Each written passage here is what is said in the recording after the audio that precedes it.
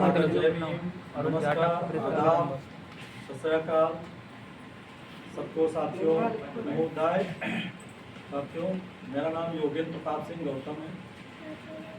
मैं जन्म तो मेरा बाराबंकी जनपद के ग्राम पंचायत शाहपुर में हुआ था, जहाँ के बाबू कुंवर दिग्विजय सिंह एक पार्टी के बहुत बड़े खिलाड़ी थे, विश्व वर्ल्ड कप जीत के लाए थे। उनके घर के सामने मेरा घर है, मैं वहाँ पैदा हुआ, लेकिन कर्मभूमि हमारी लखनऊ में आवास है, वहाँ पे मैं रहता हूँ। साथियों, लगातार मैं जन्म से मेरा परिवार बहुजन समाज पार्टी में काम कर रहा था। उसके पहले पिताजी हमारे अर्जक संघ में थे और अर्जक संघ के बाद बामसेल से DS4 और सभी सर्विस में थे, तो राजनीति नहीं कर सकते। लेकिन दोस्तों, लगातार मैं बचपन से बहुजन समाज पार्टी की राजनीति कर रहा था। 1 जून 2022 को बहुजन समाज पार्टी से पद से इस्तीफा देने के बाद 27 जुलाई को एक सामूहिक बैठक में मैंने पार्टी को बहुजन समाज पार्टी की प्राथमिक सदस्यता से इस्तीफा दिया। उसके पीछे कुछ कारण हैं, इसलिए साथियों अगर मैं उस पर जाऊँगा तो बहुत सारी चर्चा होगी। अब आप लोग इतने समझदार हैं सब लोग की जो क्या वजह है। BSP बाहर है सत्ता से, जो दम भरती थी कि अपने बल पे हम सरकार बनाएंगे, उसके बगैर सत्ता नहीं बनती थी, होता था। उसका कारण है, अब आप बहुत लंबी बात होती तो उस पर मैं किसी की कमियों पे बात नहीं करूँगा, क्योंकि आप लोगों का भी समय है सोने का, खाने का, किसी का कुछ, तो मैं सीधे अपनी बात को रखूँगा। साथियों, जब पार्टी बनाई 27 जुलाई को, मैं एक कार्यकर्ता रहा बहुजन समाज पार्टी का, विभिन्न पदों पे काम किया, लेकिन आर्थिक रूप से बहुत मजबूत नहीं हूँ। मैं एक सामान्य व्यक्ति हूँ और सदैव जीवन में संघर्ष किया, लगाना सीखा, और उसके बाद लगा बहन जी कुछ नहीं करेंगे, तो मैंने पार्टी के स्थापना के लिए अपने साथियों से पूछा और स्थापना 27 जुलाई को पार्टी की स्थापना की। एक भारत समाज पार्टी के नाम से पार्टी का एक चयन हुआ कि इस पार्टी बननी चाहिए। बहुत सारे नाम दिए साथियों ने, लेकिन उसमें भारत समाज पार्टी के नाम से चुनाव आयोग में गए, लेकिन वहाँ पे भी आपत्ति लगा दी गई। और आपत्ति लगाने के बाद ये हुआ कि भाई इस समय BSP मैच कर रही है तो नहीं मिलेगी मान्यता आपको। तो फिर उसके बाद दोबारा नामिनेशन हुए, 3 नाम गए, उसमें से आर्थिक समृद्ध भारत समाज पार्टी के नाम से हमें एक चुनाव आयोग ने परमिशन दी कि आप काम कर सकते हैं इस नाम के साथ आप। तो अगर शॉर्ट नेम में जाइए तो ASBSP हो गया, हिंदी में जाइए तो आस भाजपा हो गई, और पूरे नाम में जाइए तो आर्थिक समृद्ध भारत समाज पार्टी हो गई। साथियों, क्योंकि 17,000 पार्टियां इस समय भारत में हैं, तो पार्टियां बहुत सारी हैं, मैदान में कितनी हैं ये आप जानते हैं, हम उसमें क्या करें। तो एक उद्देश्य है, उस विजन को लेकर के हम निकले हैं। सारी पार्टियों ने अपनी अपनी एक गाइडलाइन बनाई कि मुझे इस पे काम करना है। लेकिन मैं ये देख रहा हूँ, देश आज़ाद होने के 75 साल पूरे हो गए, लेकिन क्या कारण है कि हमारा देश आज भी गरीब है और अमीर है। इस देश की 20% आबादी, वो किसी भी समाज की ले लीजिए, मैं जाति की बात नहीं कर रहा हूँ, धर्म की बात नहीं कर रहा हूँ, किसी समुदाय की बात नहीं कर रहा हूँ, मैं सब की बात कर रहा हूँ। मेरे समाज के भी लोग 20% हैं जो अमीर हैं, और आपके समाज के भी हैं, आपके समाज के भी, हर समाज के लोग अमीर हैं, लेकिन वो अपने अमीर हैं, लेकिन वो समाज की तरफ ध्यान नहीं दे रहे हैं। सरकारें बनी तो उनके चंद फायदों के लिए बनी और हमको लॉलीपॉप थमा दिया। आर्थिक व्यवस्था हमारी मजबूत कैसे हो, हमारी शैक्षणिक व्यवस्था कैसे मजबूत हो, इस पर ध्यान नहीं दिया। हमको सरकारों ने साक्षर बनाने का तो काम किया, प्राइमरी स्कूल खोल दिए, जूनियर हाई स्कूल खोल दिया, हाई स्कूल खोल दिया, आप पढ़ जाओ, लिख जाओ, दस्तखत कर लो, बाकी मत जानो देश क्या है, इस देश का संविधान क्या कहता है वो मत जानो, इस देश के सहूलियत क्या है वो मत जानो, इसकी जरूरत नहीं, क्योंकि ज़्यादा पढ़ोगे तो जान जाओगे। उन्होंने उस तरीके से हमको प्रोत्साहन नहीं दिया, और जो साथी पढ़ लिख करके वहाँ पहुँचे भी तो उन्होंने अपने तक सीमित रखा, उसको दूसरे को बढ़ने का मौका नहीं दिया। और हमारा गाँव का भाई हो या शहर का भाई हो जो गरीब है वो वहीं रह गया, वो उसमें नहीं पहुँच पाया। इन सब चीज़ें परेशानी है हमारे दोस्त। तो पूरे भारत में मैंने काम किया बहुजन समाज पार्टी के माध्यम से, लेकिन छोड़ के मैं ये देख रहा हूँ कि आज विषमता है, मेरे समाज में भी विषमता है। 20% लोगों के पास मेरे समाज में, मैं दलित समाज की अनुसूचित जाति चमार बिरादरी से आता हूँ साथियों। बुरा मत मानिएगा साथियों, मुझे जाति का नाम कहने में शर्म नहीं लगती, लेकिन मेरे समाज में भी पैसे वाले लोग हैं, लेकिन वो लोग भी ताकतवर बन गए तो चाहते मेरा बेटा नौकरी मिले। अगर मेरा बेटा की नौकरी मिलेगी, पैसे का अगर जरूरत पड़े तो सबसे पहले वो पैसा दे के आरक्षण का फायदा उनको मिल जाता है। लेकिन गरीब भाई को किसी उसके पास पैसा नहीं, ब्रिलियंट है बच्चा पढ़ने में, नौकरी नहीं मिल पाती। लेकिन मेरे दोस्तों, मैंने इन सब चीज़ों के लिए मैंने एक नियम बनाया, एक कानून बना अपने पार्टी में, और उस कानून के माध्यम से हम लोगों ने, हमारी कमेटी में 27 लोग राष्ट्रीय कार्यकारिणी में, 12 राष्ट्रीय उपाध्यक्ष हैं अदर समाज से, बैकवर्ड समाज के लोग हैं, जितने भी हैं सब बैकवर्ड समाज के राष्ट्रीय उपाध्यक्ष हैं। आज तक भारत की किसी भी पार्टी में इतने राष्ट्रीय उपाध्यक्ष आप नहीं पाएंगे। और राष्ट्रीय उपाध्यक्ष क्यों नहीं पाएंगे? राष्ट्रीय अध्यक्ष के बाद दूसरा पावर उपाध्यक्ष के पास होता है, वो नहीं बनाते, एक बनाते, क्योंकि अगर किसी कारणवश राष्ट्रीय अध्यक्ष को कुछ हो जाए तो एक आदमी बनता, वही अध्यक्ष बन जाता है। लेकिन मैंने अपने संगठन में, अपनी पार्टी में ताकत दी है कि जो भी मेरे मरने के बाद अगर कहीं पिछले उपस्थित है तो आपातकाल की आप बैठक बुलाइए और उस मीटिंग में चयन करिए उत्तराधिकारी कौन बनेगा, आप उसको अध्यक्ष बनाइए। ये नहीं ताकत की मैंने कह दिया वही आप मान लीजिए, ताकत मैंने उनको दी है। और मैंने भी प्रण किया पूरे जीवन में कि मैं मुख्यमंत्री के लिए कहीं किसी भी राज्य में चुनाव नहीं लड़ूंगा, क्योंकि मुझे पूरे भारत में काम करना है। और आज के हालात आप सब लोग जानते हैं कि भारतीय जनता पार्टी इतनी मजबूती के साथ अपने आप को मजबूत किए है और हमको बिखेर रही है, हमको छोटे छोटे लालच दे करके हमको गुमराह करने का काम कर रही है। ऐसे स्थिति में हम उनसे लड़ने के लिए हमको भी मजबूत होना पड़ेगा और उससे मुकाबला करने के लिए प्लेटफॉर्म पे पूरे भारत पे काम करना होगा। और जब हम पूरे भारत पे काम करेंगे तो पूरे भारत से जब हम मजबूत होंगे तो दिल्ली की हुकूमत पे कब्जा कर पाएंगे, क्योंकि देश का जो राजा होता है उसी के पास इस देश के विषय में सोचने और समझने और करने की क्षमता होती है, ना कि किसी मुख्यमंत्री और मंत्री के पास, ना विधायक और सांसद के पास। आप समझिए इस चीज़ को, बहुत बड़ी बात है, क्योंकि वहाँ तक जब तक आप नहीं पहुँचेंगे तो निश्चित तौर पर आप कुछ नहीं कर सकते हैं। इसके लिए हमारी जो मूलभूत ज़रूरतें हैं मैंने उस पर प्रयोग करना चाहते हैं। मूलभूत ज़रूरतें हैं कि हमारे समाज में शिक्षा नहीं है। शिक्षा है हाई स्कूल, इंटर और बहुत बीए कर लिए बस।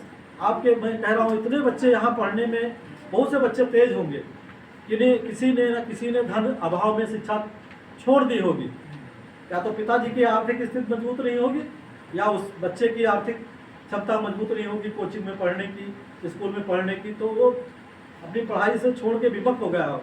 मैंने योजना बनाई है कि मेरी सरकार अगर भारत में बनती है या किसी स्टेट में बनती है तो मैंने ये प्रण किया है कि जो भी किसी भी समाज का अगर बच्चा पढ़ना चाहता है हाई स्कूल के ऊपर, मान लो आज की तारीख में MBBS में किसी भी बच्चे का नाम आ जाए तो मुझे बता दो क्या 1.5 करोड़ 1 करोड़ रुपये 1.5 करोड़ रुपये से कम फीस है? और किस साथी के यहाँ जेब में इतना पैसा है कि आप अपने बच्चे को MBBS डॉक्टर बना सकते हैं? है देने की क्षमता? अच्छा बोलिए, 1.5 करोड़ दे पाएंगे? नहीं दे पाएंगे। इंजीनियर, और आप इंजीनियर नहीं बना सकते, 1.5 लाख रुपये 2 लाख रुपये पर डे हर महीने हर साल की फीस है। और उसके अलावा जब बाहर बच्चा पढ़ने जाएगा तो 1.5 लाख रुपये खाने में लगेगा। क्या सुविधाएं सरकार दे रही है? फीस माफ नहीं कर रही है। ये सब योजनाएं उन लोगों ने बंद कर दी हैं। कभी चालू हुआ करती थी लेकिन वो एक समुदाय विशेष के लिए हुआ करती थी। लेकिन मैं कह रहा हूँ इस देश का किसी भी जाति का कोई व्यक्ति है, चाहे वो दलित हो, ब्राह्मण हो, ठाकुर हो, मुस्लिम हो, क्रिश्चियन हो, यहूदी हो, सिख हो, ईसाई हो, मैं जाति से नहीं मतलब है। अगर वो पढ़ना चाहता है तो मैं फीस दूंगा। मेरी सरकार बनने के बाद मैं फीस दूंगा, आप पढ़ाई करिए। क्या बाबा साहब डॉक्टर भीमराव अम्बेडकर को साहजी गायकवाड़ बड़ौदा नरेश थे, कुर्मी समाज के, तो उन्होंने स्कॉलरशिप ना दी होती, फीस ना दी होती तो कोलंबिया विश्वविद्यालय में पढ़ सकते थे? मुझे बताओ जरा। जब नहीं पढ़ सकते थे तो आज मैं पैसा दे रहा हूँ, आप पढ़ के आइए। जब आपके बच्चे पढ़ के आएंगे तो इसी देश में अच्छे इंजीनियर होंगे, अच्छे डॉक्टर होंगे, अच्छी टेक्नोलॉजी से होंगे। मैं प्राइमरी स्तर से टेक्निकल व्यवस्था में पढ़ाई के विश्वास करता हूँ। एक मान लीजिए मशीन का काम है, आप सबके यहाँ पे हैं, अगर बचपन से सीखता तो इंसान जब जवान होता तो बड़े कायदे से सिलना सीख जाता। तो जब बचपन से मैं वो पढ़ाई लागू करूंगा, वो सिस्टम लागू कर, एक किताब एक देश एक भाषा किसी भी हो सकती है। धर्म की भाषा भी होनी चाहिए, सामाजिक भाषा भी होनी चाहिए, ज्ञान भी होना चाहिए। इसके अलावा इसके साथ सामाजिक ज्ञान के साथ साथ वैज्ञानिक ज्ञान की भी जरूरत है। और वो वैज्ञानिक ज्ञान ऐसे नहीं आ पाएगा। 12 साल हमने गुजार दिए, ये करेंगे।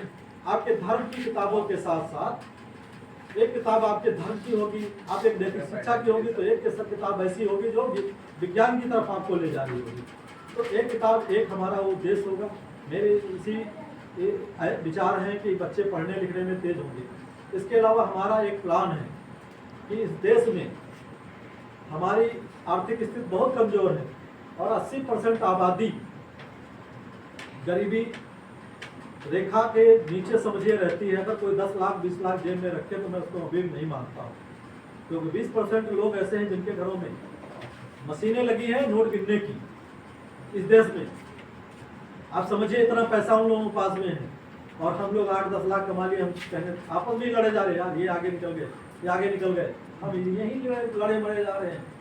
लेकिन वो नहीं देख रहे उन लोगों के पास में कितनी बड़ी बड़ी बिल्डिंगें बन गई, कौन सी फैक्ट्री लगी, कितने बड़े काश्तकार हैं, कहाँ से बड़ी बड़ी बिल्डिंगें बन रही। वो हमारे आपका विकास का पैसा उनकी जेब में जा रहा है।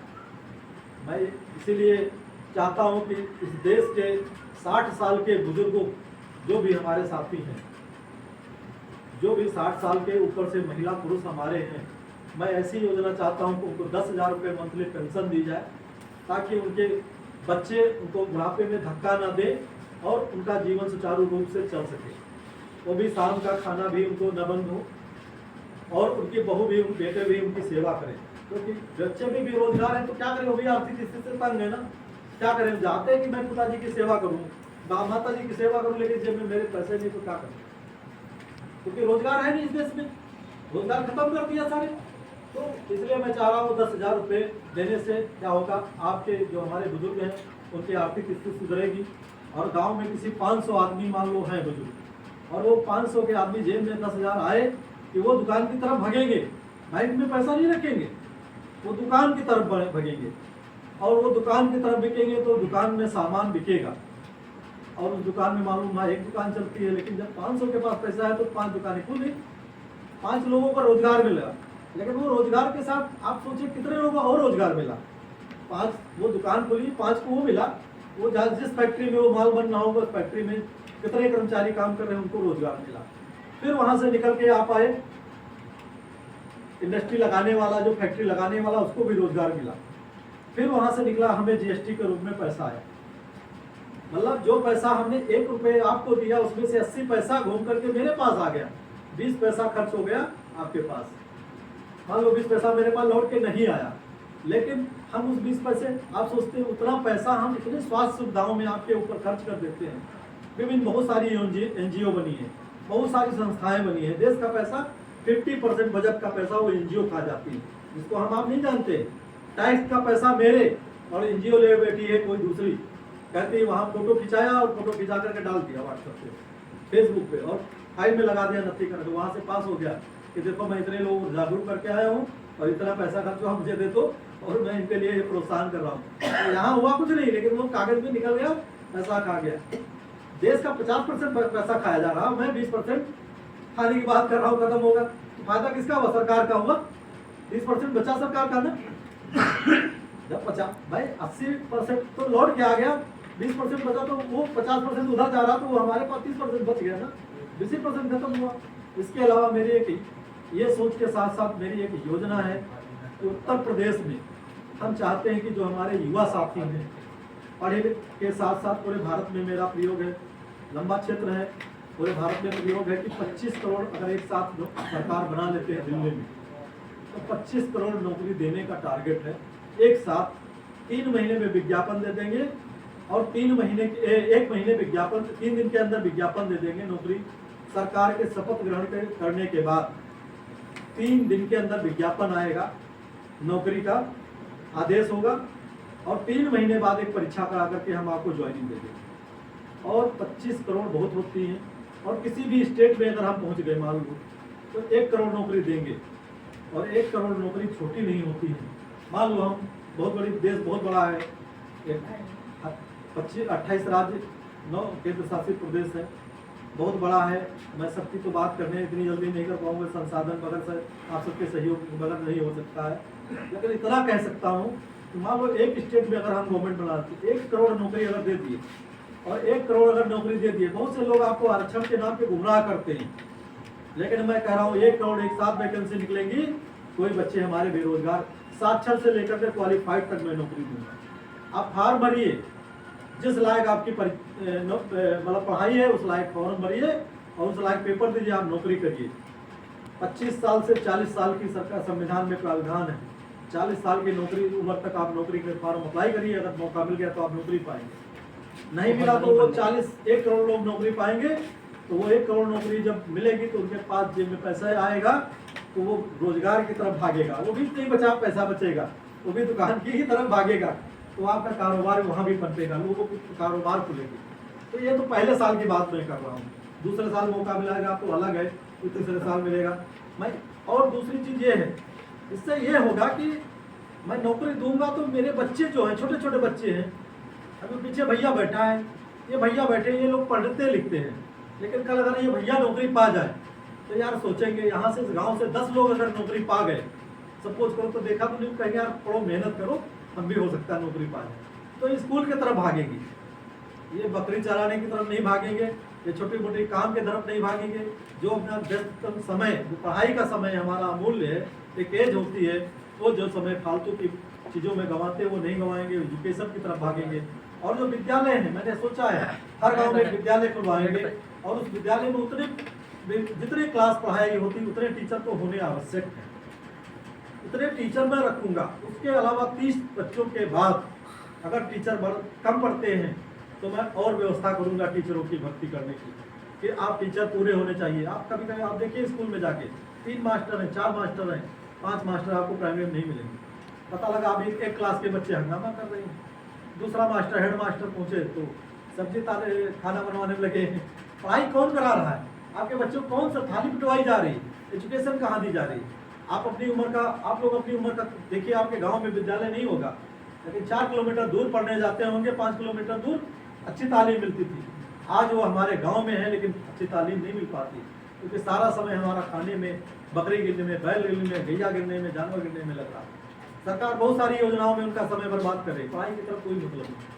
मैं उन सब से विरक्त रहने करके मैं उनके लिए अलग सिस्टम, अगर ज़रूरत है उनकी तो मैं उनकी भर्ती करूँगा, उनको रोकूँ, भर्ती करके उनको नौकरी दूंगा कि आप ये काम करिए। मैंने एक योजना बनाई है, आजकल जानवर बहुत परेशान किए रहते हैं लोगों को, खेती बाड़ी में अच्छी फसलें नहीं हो पाते हैं, लोग रात रात देखते हैं, यहाँ हो सकता ना देखते हो भाई, मैं नहीं जानता हूँ, लेकिन मेरे उधर चले जाइए, लखनऊ साइड में, पूर्वांचल में, या दक्षिण पश्चिमी यूपी में, या कहीं दक्षिण में चले जाइए, आप परेशान हो जाएंगे। ये जहाँ रात में डंडा घूम रहे हैं, अब इस समय तो खैर फसल नहीं है, जब फसलें होती है आप जाइए। तो मैं चाह रहा हूँ हर ग्राम पंचायत स्तर पर एक पक्की गौशाला होगी, और वो पक्की गौशाला तार की नहीं होगी, वो 7 फीट ऊंची बाउंड्री की होगी। इतनी ऊंची बाउंड्री 7 फीट की होगी, और 7 फीट ऊंची बाउंड्री को कोई जानवर तोड़ नहीं पाएगा। और वो बनने के बाद मैं चाहता हूँ कि 30 लोगों को उसमें नौकरी पे रखूंगा, और 30 लोग नौकरी पाने के बाद 24 घंटे में 8-8 घंटे की सरकारी व्यवस्था है, 8-8 घंटे की नौकरी करेंगे, और 3 शिफ्टों में काम हो गया, 30 लोग शिफ्ट हो गए, मतलब 10 आदमी एक शिफ्ट में काम करेंगे। और वो विभाग प्रधान के अधीन भी नहीं देंगे हम, तो प्रधान जी मर्जी आए खाओ या चाहे पूरा खा जाओ, पता ही नहीं लगे। मैं एक अलग विभाग बनाऊंगा, जैसे एक शिक्षा विभाग है प्रधान के अधीन, लेकिन वो काम करता है, उसका एक विभाग है।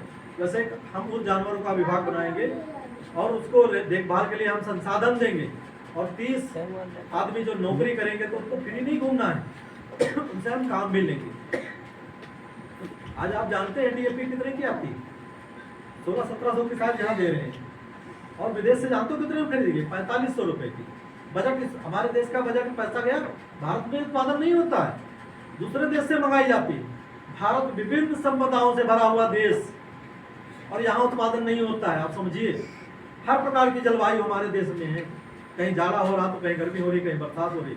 आप 12 महीने आप देखिए जाकर, आप चले जाइए, हर प्रांत में अलग अलग तरीके का टेम्परेचर आपको मिलेगा। हर चीज मौजूद हमारे देश में, फिर भी हम बाहर क्यों आयात करते हैं? आप इसका एक जड़ जानिए, इस देश की सरकारों ने आज तक क्या किया है। इस देश के डुबाने का काम किया है। देश जो भी सरकारें रही हैं, केंद्र की सरकार हो चाहे राज्य की सरकार हो, चाहे जो भी आज तक शासन की, मैं सभी सरकारों की आलोचना करता हूँ। उन्होंने इस देश के पैसे को विदेशों में भेजने का काम किया। आप जो भाई यहाँ से विदेश गए होंगे उन भाइयों से पूछे क्या सुई का टुकड़ा अगर बगैर जांच के आप ले जा सकते हो तो मुझे बता दो। कोई ले जा सकता है हवाई जहाज से कि पानी के जहाज से? नहीं ले जा सकता है। अब जब नहीं ले जा सकता तो हजारों करोड़ रुपए स्विस बैंक में कहां चला गया, हमें बता दो जरा। कभी आपने सोचा इस चीज को? यही प्रधानमंत्री मोदी जी कहते थे कि कांग्रेसियों ने हजारों करोड़ स्विस बैंक में रुपया जमा, और जब मैं लाऊंगा तो 15-15 लाख रुपए खाते में दे दूंगा। कहा नहीं कहा, आपसे कहा ना, लेकिन वो पैसा गया तो कैसे गया? नहीं, कस्टम ड्यूटी ने ईमानदारी से काम किया, वहां से तो नहीं गया ना, पैसा गया। आप जानते हैं माल खरीदा गया 1500 का, दिखाया गया 4000 का। आप समझिए उस चीज को। 1500 का माल खरीद के यहाँ लाए, 4000 रुपए हमने पेमेंट उस देश को किया, और जब उस देश को गया वहीं से वो पैसा हमारा ट्रांसफर होकर के स्विस बैंक में चला गया। ये है भ्रष्टाचार की जड़। वहां काला धन कहां से आ गया? यही काला धन है उनके पास, और हमको आपको गुमराह बना दिए कि भैया रखे हैं, ये रखे वो रखे। हमारी माताएं बहनें गगरी हंडिया मलिया में कहीं रखे थे 1000-2000, आप शादी ब्याह के चक्कर में रखे थे, सब बैंक में चला गया। वो नंबर 1 का टैक्स लग रहा है। आप खाते से पैसा निकालो भी तो पैसा देना पड़ता है, जमा करो तो पैसा देना पड़ता है। जितनी बार लेंगे और जितनी बार जमा करेंगे उतनी बार पैसा देना पड़ता है। आप सोचिए कितने पीठ पे छुरा भोगने का काम किया है। बहुत बड़ी विडंबना है। पैसा लूट के रखे रहे हैं, कोई नेता बोलने को तैयार नहीं है क्योंकि वो नहीं बोल सकते, क्योंकि अखंड तक डूबे हुए भ्रष्टाचार में वो खुद है। यहाँ तक डूबे हुए, जरा भी कोपरे हिलाएंगे तो उसमें पूरा डूब जाए, मर जाएंगे।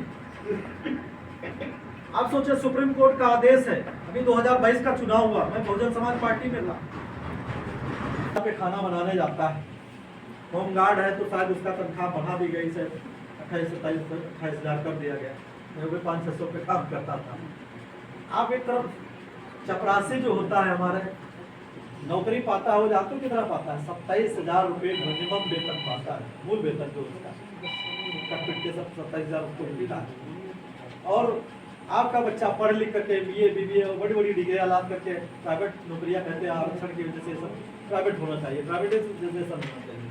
आप प्राइवेटाइजेशन तो कर रहे हो, लेकिन दे कितना रहे हो मुझे बताओ? 10,000, 12,000, 15,000। अरे 10-15,000, 12,000 में तो भाई साहब हमारी टाई बेल्ट भी नहीं होगी, कपड़े भी नहीं होंगे, तो हमारे बच्चे क्या खाएंगे, क्या पढ़ेंगे हमारे बच्चे? हमें बता दो जरा, क्या सोच है तुम्हारी मोदी जी, क्या सोच है बाबा योगी जी, या जो हमारे रहनुमा अन्य नेता है, मैं बताओ आपकी सोच क्या है? यही चाहते हो कि हम जिंदगी भर भूखों पड़े, हम लोग पढ़ लिख करके डिग्रियां बेकार करके घूमे? नहीं, ये कानून नहीं चलेगा। और हमारा समाज जो है, जिसको 20% गरीब समाज कहा जाता है, 80% गरीब समाज कहा जाता है इस देश का, वो हर बिरादरी में पाया जाता है, हर जाति में पाया जाता है। आप देख लीजिए, इस गांव का या इस क्षेत्र का कोई करोड़पति ब्राह्मण है, और उससे जाके कह दीजिए कि बाबूजी मैं सत्यनारायण जी की कथा सुनना चाहता हूँ, आप मेरे घर चले आइएगा, शाम को पूजा करा दीजिएगा।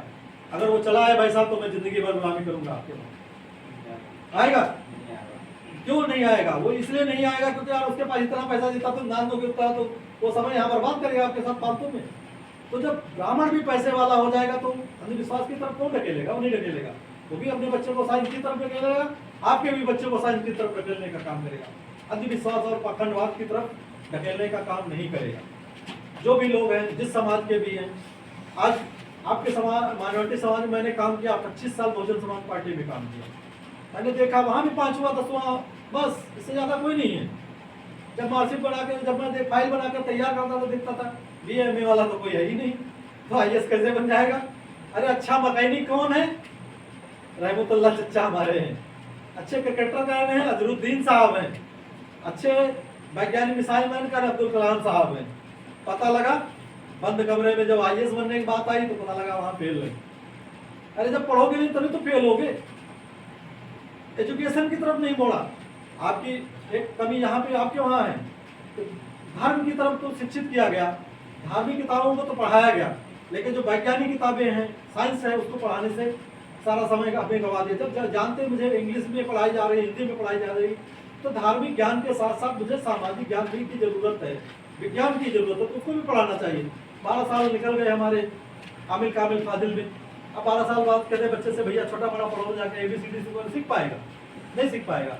तो क्यों ना हम अपने मदरसों में उस चीज को पालन कराएं कि भैया दीनी तालीम के साथ ये भी शिक्षा जरूरी है, इसको भी हासिल करो, बुनियादी तालीम। और जब बुनियादी तालीम हासिल होगी तो एजुकेशन हमारा अपने आप बढ़ेगा, हमारे बच्चे पढ़ेंगे, हम भी साइंस की तरफ बढ़ेंगे। आप देखो, मुल्क देखो, भारत में आपको हिंदू कहते हैं, मैं उनसे भी कहना चाहता हूँ ये कमी है आपकी, आपको भी समझना होगा। धर्म के नाम पे लड़ाने का काम इस देश में किया गया, अर्थ पे कभी बात ही नहीं की गई, अर्थ पे कभी बात ही नहीं की गई। चाहे यही समाज के लोग हों, ब्राह्मण समाज के उन लोगों ने राज किया जो हमारे बड़े विद्वान बहुजन समाज के आते हैं, वो ब्राह्मणों को गाली देते। सभी ब्राह्मण नहीं खराब हैं, सभी ठाकुर भी नहीं खराब हैं, जो राजपाट से बिलोंग करते थे वो खराब थे, और जो ब्राह्मण राजपाट के दरबारी थे वो खराब थे। जो खेती का गांव में खेती करता था वो खराब नहीं था। कानून उसने नहीं लिखा, आपने आप अध्ययन करिए, कानून किसने लिखा? जो दरबारी करता था, न्याय करता था वहां बैठ करके उस दरबार में।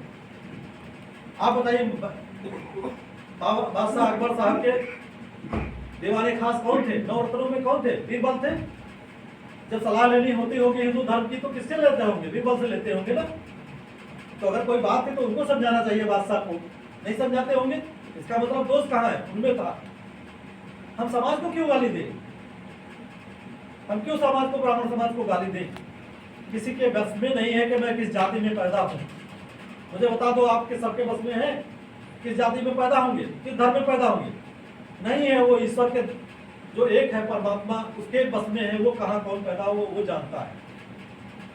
कोई नहीं जानता मुझे कहाँ पैदा होने, लेकिन मेरे बस में है, मैं अच्छा इंसान बन के मरूं, ये मेरे बस में है। आप समझिए इस चीज को। तो जब अच्छा इंसान बनने हैं तो मुझे फिर धर्म, जाति, मजहब क्यों? ये किस लिए बनाए गए हैं? कहीं ना कहीं कुछ तो कमी है, वो सुधारने के लिए बनाए। किसी ने किसी का विरोध नहीं किया धर्म में, किसी किताब में मुझे पढ़ा दो, चाहे वो वैदिक धर्म हो, चाहे वो इस्लाम धर्म हो, चाहे वो बौद्ध धर्म हो, चाहे क्रिश्चियन धर्म हो, चाहे जैन धर्म हो, चाहे सिख हो, चाहे पारसी हो, चाहे यहूदी हो। आप किसी धर्म की किताब मुझे धर्म ग्रंथ उठा के दिखा दो कि आपस में विद्रोह करना सिखाया गया हो। नहीं है, कहीं पे कोई वर्ड नहीं यूज किया गया। लेकिन हमारे धर्म ग्रंथों पे नाम पे जो चलाने वाले लोग हैं, उन्होंने हमको आपको गुमराह किया अपनी दुकान चलाने के लिए।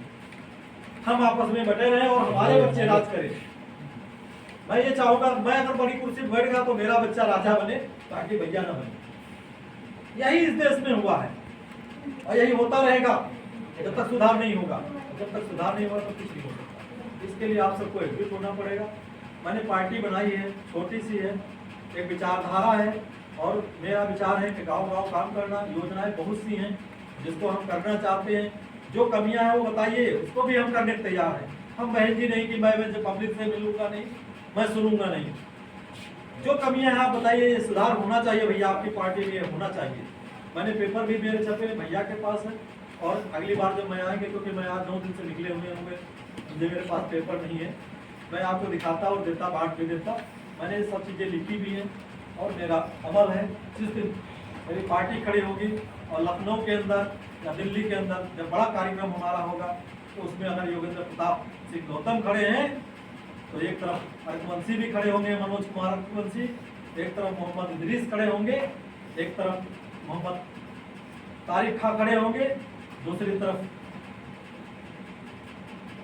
शर्मा जी खड़े होंगे, एक तरफ संतोष कुमार गुर्जी जी खड़े होंगे, एक तरफ निषाद जी खड़े होंगे, एक तरफ वर्मा जी खड़े होंगे। मतलब वो बात आपको कर रहे होंगे तो आपको लगेगा यार मेरे नुमाइंदगी करने वाला बंदा वहां उसमें बैठा है। आज मुझे बता दो, किसी भी पार्टी में किसी समाज का, पार्टी तो उस समाज की भले होगी, अध्यक्ष भले हो सकता है, लेकिन उसके साथ में जो प्रतिनिधि होंगे कभी नुमाइंदगी नहीं हो सकते। मैंने इसी सोच के साथ, इस विचारधारा के साथ उन सबको समाहित करने का राष्ट्रीय कमेटी में काम किया है, और उन सबको निर्णय लेना पड़े। जब कोई भी प्रस्ताव होगा तो उन सब के बीच में रखा जाएगा और बहुमत के साथ वो प्रस्ताव पास होकर के हम पब्लिक में लाने का। जो योजनाएं हम लोगों ने सब बैठ करके तय की हैं और उन योजनाओं को वहाँ पे पारित करके आपस में प्रस्ताव में एक एक आदमी से पूछ करके उन योजनाओं को रखा है। और वहाँ से लेकर के पब्लिक में नहीं उतरे हैं। और कल जब आपके समाज की बात होगी तो आपका समाज भी कहेगा सबका कि देखो यार मेरा आदमी वहाँ बैठा है। मैं आज दलित समाज से हूँ, मैं दलित समाज से बिलोंग करता हूँ। मैं कहने जाऊँ भैया मुझे बहन जी हैं उनको छोड़ के मेरे साथ आ जाओ, नहीं आएगा, क्योंकि मानेगा बहन जी बैठी, उधर चंद्रशेखर रावण जी बैठे। लेकिन आपकी आइडियोलॉजी क्या मुझे ये बता दो। कोई प्रॉस्पेक्टस आता है, कोई आपका घोषणा पत्र आता है चुनाव में, क्या तो सरकार बनेगी मैं दे दूंगा, क्या दोगे? आपस में भाईचारा, भाईचारे की तो बात तो सभी करते हैं, कोई लड़ाई तो बात ही नहीं करता है, लेकिन क्या दोगे?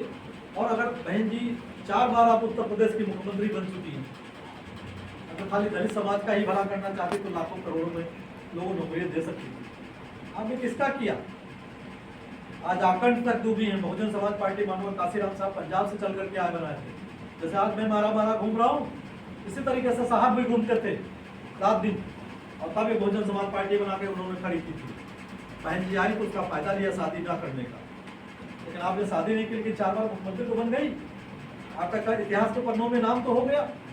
लेकिन 3 शासनकाल बहन जी के देखिए, किसी के जाति और मजहब के साथ कभी नाइंसाफी नहीं हुई, लेकिन चौथी सरकार बनने के बाद इतना बड़ा भ्रष्टाचार हो गया कि जिधर देखो पैसे वाले का काम हो रहा है, बगैर पैसे वाला काम नहीं होता। मैं खुद बता रहा हूँ, मेरे भाई का नौकरी लगनी थी उसमें स्मारकों में, मैंने कहा लगवा दीजिए मंत्री जी, जितना पैसा कहिएगा मैं दे दूंगा। इतने साल से मैं लगा हूँ, एक भाई नौकरी तो पा जाए। जानते हो क्या कहा? अरे भाई मेरे कोई जुगाड़ नहीं पैसे वैसे का, तो मैं ये सब नहीं होता है, दूसरे लोगों का हो रहा है, दूसरे दल वाले लोगों का, उससे पैसा भी लिया जा रहा है, करा जा रहा है, लेकिन मैं रात दिन मर रहा हूँ, जान भी दे रहा हूँ, लेकिन सुनवाई नहीं हो रही। क्या जरूरत है ऐसे लोगों के साथ जान देने की, जहां तो आपकी समस्याएं ना सुने। आप वोट देते हो, सपोर्ट करते हो, मोहर भी लगाते हो, लड़ाई भी करते हो बूथ पे एक साथ खड़े होकर के, लेकिन फिर क्या होता है? 5 साल आप ताकते हो विधायक जी का मुंह, सरकार का मुंह कि अब आएगा अब आएगा अब आएगा, लेकिन आता कहीं कुछ। दे दिया 5 किलो गन्ना, एहसान नहीं लाद रहे हो मोदी जी योगी जी हमारे ऊपर 5 किलो गन्ने से। भारत के संविधान में लिखा हुआ है, बाबा साहब डॉक्टर अम्बेडकर ने लिख गए कि जब भी आपातकाल लागू होगा, आपको इस देश के सभी व्यक्तियों को जीवन दान देने के लिए उनको अनाज उपलब्ध खाने की व्यवस्था उपलब्ध कराने, उनको भूख से मरने नहीं देना होगा। ये बाबा साहब ने लिखा। अगर उनको पक्की छत नहीं है, उनको पक्की छत देनी पड़ेगी, उनको मकान देना पड़ेगा। बाबा साहब लिख के गए थे उस संविधान में, और बाबा साहब अकेले नहीं लिखे थे। जब भी कोई आर्टिकल लिखा जाता था, संसद के अंदर बहस होती थी, और बहस होने के बाद तब वो प्रस्ताव पास होता था, तब वो संविधान में लिखा जाता था। ऐसे नहीं बन जाता था कि वो लिख दिया किताब में पढ़ने में हो गया। नहीं, उन्होंने लिखा तो जरूर, लेकिन उसमें बहस हुई, सभी की रजामंदी हुई, तब उसको कानून बना।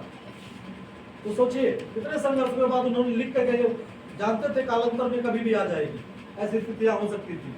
तो आज उसका उन्होंने किया ना, आज उसी का परिणाम आपको तेल भी मिला, चना मिला, नमक भी मिला, गेहूं भी मिला, चावल भी मिले, सब मिले। तो किसी के बाप की बकौती नहीं, अपनी घर जमीन नहीं बेचा किसी ने कि उन्होंने बेच के लाके आपको दे दिया। आपके ही पैसे से, आपके ही टैक्स के पैसे से आप ये बोतल खरीद रहे हैं, इस पर भी टैक्स दे रहे हैं, ये चश्मा भी खरीद रहे हैं, चादर भी खरीद रहे हैं, ये पेन भी खरीद रहे हैं, ये कपड़ा भी खरीद रहे हैं, नमक भी खरीद रहे हैं, जो भी खरीद रहे हैं सब पे टैक्स दे रहे हैं, लेकिन दिखता नहीं है। टैक्स के ही पैसे से आपको सबको मिला, लेकिन अफसोस हम समझ नहीं पा रहे। हम ये सोचते हैं तारीफ में तो इनके लगे हैं कि भैया तो बहुत कर रहे हैं, बहुत अच्छा कर रहे हैं, लेकिन उसके पीछे कितना आज पानी की टंकी लग रही, मैं देख रहा हूँ 4 इंच मोटी पाइप पड़ रही है। कितने गांव को जाएगी 4 इंच के पानी से? और आपके गांव में जो पड़ेगी 2 इंच की पड़ेगी। मुझे बता दो कितनी तेज पानी निकलेगा 100 घरों में 2 इंच की पाइप से?